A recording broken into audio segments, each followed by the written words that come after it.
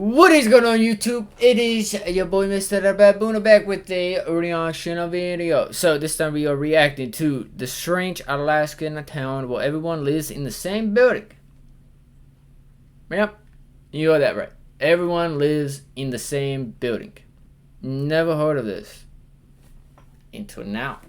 So we're going to react to this, figure out what's going on, all that good stuff, you know what I'm saying? If you guys want to watch the video for yourself or check out the channel for yourself, the link will be in the description for you guys to check it out. So, let's go ahead and get right into this. Okay, so without further ado, let's get into the video, shall we? States needed a remote and isolated area for a military base. Whittier, Alaska was found to be more than qualified. The surrounding area was desolate and difficult to access, which made it perfect for a bomb-proof complex that could survive an air attack. Over the next few years, two of the town's only buildings were built: the now abandoned Buckner Building and the Hodge Building, which was renamed Baggage Towers. This building has not only become the most important building in town, it's essentially the entire town. So, today we're taking you inside Whittier, Alaska, the town where everyone lives in the same exact building. But before we move on up to that deluxe apartment in the sky, why don't you move on over toward that subscribe button? Then take the elevator down to the comments and let us know what other unusual towns you'd like to hear about next. For now, make yourself at home.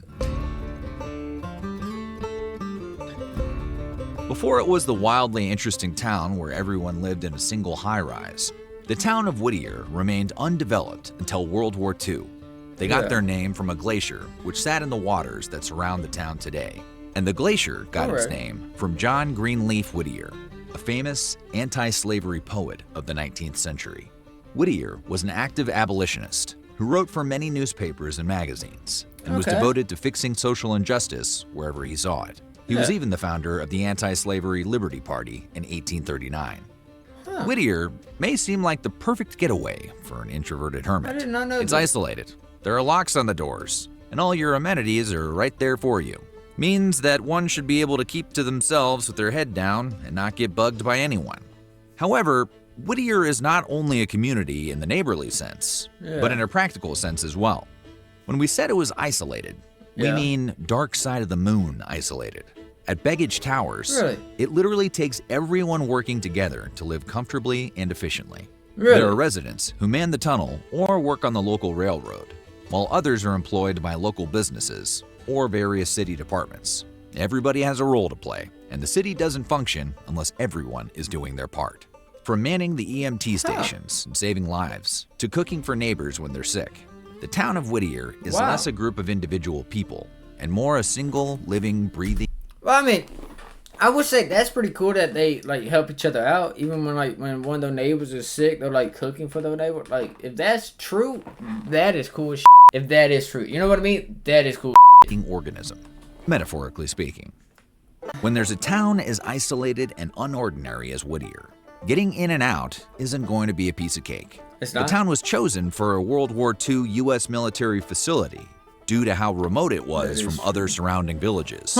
In order to get resources in and out, a train tunnel was built and utilized before ultimately becoming a tunnel for normal cars. The tunnel boasts only one traffic lane for roughly 2.5 miles, making it the second longest highway tunnel in North America.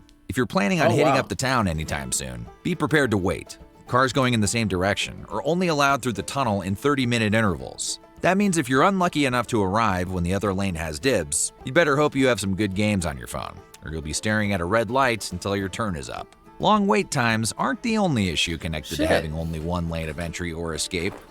You know, I was wondering how they did the traffic with that tunnel, and then he says that, and now it really does make sense. Where they're like, what, it takes like, how long did you say? Anyway. Long wait times aren't the only issue connected to having only one lane of entry or escape. Arguably more... Well, I mean, what, like 30 minutes? If it's not your turn, you got like, what, like probably like a 30-minute wait, some shit like that, right? I think that's what he said.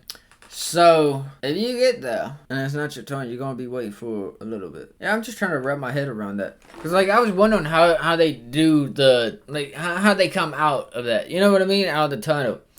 And like that actually makes more sense than doing it that way. You know what I mean? Definitely makes more sense because that's what I would have done. I don't know if I would have thought about that. My ass would have made the tunnel bigger so that way one way this way, one way like coming in, coming out. You know what I mean? Coming in, coming out. Da-dun, da-dun, da-dun. You know? That's what I would have done. But I mean, maybe this way's better. Disruptive is the fact that the Whittier Tunnel is not open around the clock. Any attempts to access the tunnel between the hours of 11 p.m. and 5:30 a.m. will be met with a big fat blocked notice, like in a video game when you haven't unlocked that area of the map yet. People who missed the cutoff in the past can sometimes be found sleeping in their cars overnight at the other end of the tunnel. However, EMTs are in luck. There's usually somebody there to let emergency vehicles through. Oh, well, that's pretty cool that there was someone there to let emergency vehicles through. That's dope. While most people enjoy leaving their homes to go to work, stock up on supplies, or hang out with a neighbor across town, Whittier is a whole other story. Since basically everything you could ever ask for is provided under one roof, some residents haven't felt the need to step foot outside Baggage Towers. While some people love the towers because of how social it can be, many others prefer it for how reclusive it can be and have no desire to chat it up with their fellow Baggettians. Days, weeks, or even years will pass before certain residents step foot outside and see the sky. Even longer, if there's something good on Netflix. Believe it or not, the town hosts its share of tourists, despite its remote location. Aside from the unique character and natural beauty of the surrounding area. My bad. If I'm being honest, I didn't think of this as a tourist. Like it would attract some tourists. But I mean, I guess it does make sense that it would attract some, right? I guess it does make sense. By the way, look at this shot. Is this shot over there? Because if this is an actual like shot from over there, bro, this is beautiful. Absolutely beautiful. Look at that. Sometimes you just want to see a whole town housed in a gigantic building. That's a pretty cool picture too, though. So you can pretend you're on the Death Star.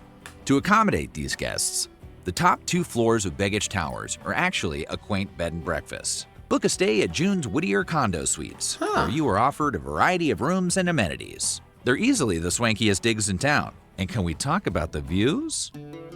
I'm intrigued. How much does it cost? Obviously, Whittier doesn't have any roads or municipal buildings. Because where would you put them? On the roof? Instead of street-level locations, all of the city's services are located on the first floor of Baggage Towers, including a police department, a post office, a convenience store, a medical clinic, and a grocery store. There's also... You know, that's one thing I did not think of. Where is all those at? The police department, the grocery store, you know what I mean? So is that in the building on the first floor, second floor type shit? The city's services are located on the first floor of Baggage Towers, including a police department, a post office, a convenience store, a medical clinic, and a grocery store.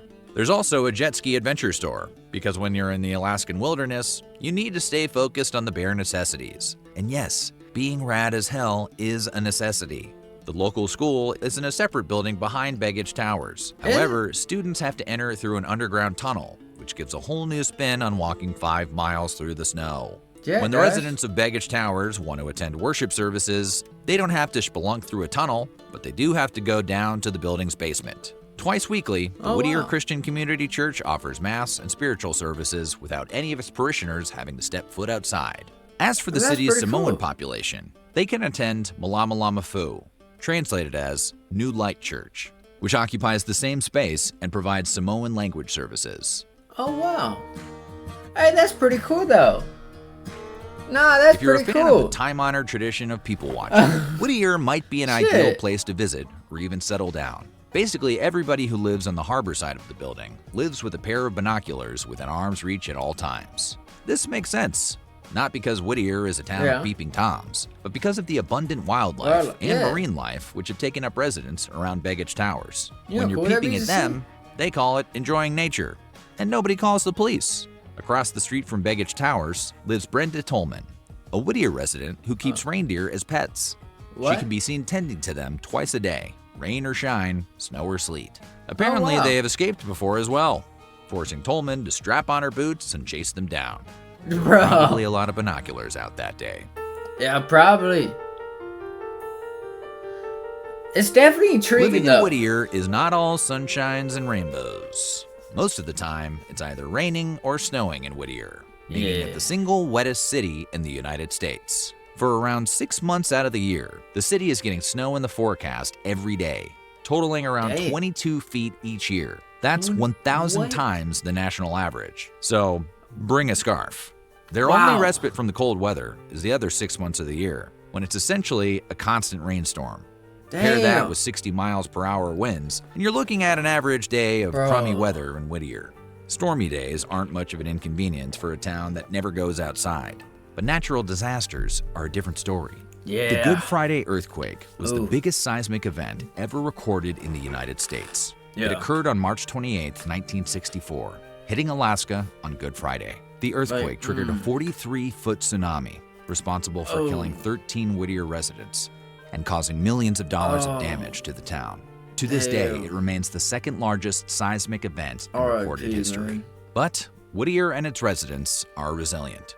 When the global COVID pandemic struck, you might expect a town where everyone lives under the same roof would be a hotspot for infection. But by late March 2020, the city closed itself off to any outside visitors. The only people allowed into Whittier during this time were residents, their caregivers, and employees of essential businesses. The community did get hit by the virus in the summer of 2020 when 2 waterfront workers tested positive. Real fast, I just want to say, I think that is smart as shit handling it that way. You know what I mean? I think that is a genius way of handling the, you know, like the pandemic. I think that this is a genius way, just closing it. You know what I mean? Only residents, people that works there. You know what I mean? That is genius. 11 temporary. I mean, I guess it was kind of quarantine. So I mean, maybe they was told to do that. But I mean, either way, it was smart to do that. Either way. Temporary workers were also infected, but all cases were contained. Then in August, a family of 6 who shared an apartment tested positive, but isolated themselves inside, preventing anybody else in the building from contracting the virus. After all, it's not like they weren't used to sheltering in place. So what do you think? Ready to pack your bags and get a one-way ticket to Whittier, Alaska? Let us know in the comments below. And while you're here, I mean, I will say, I think it definitely would be cool to see it, to go there. For like, what, 3-4 days maybe? That's about it. I think that's about all I could do. 3-4 days. Up in the cold and the rainy shit. Yeah, no, probably about 2 days. 2 days max. But I mean, it definitely looked like it was a cool ass place. It definitely looked like it was a cool fucking place. So, that's going to do it for this video. I hope you guys did enjoy. Make sure you guys do check out the channel. I will have this channel that we just watched and the video that we just watched down below in the description. If you guys want to check it out, you guys can.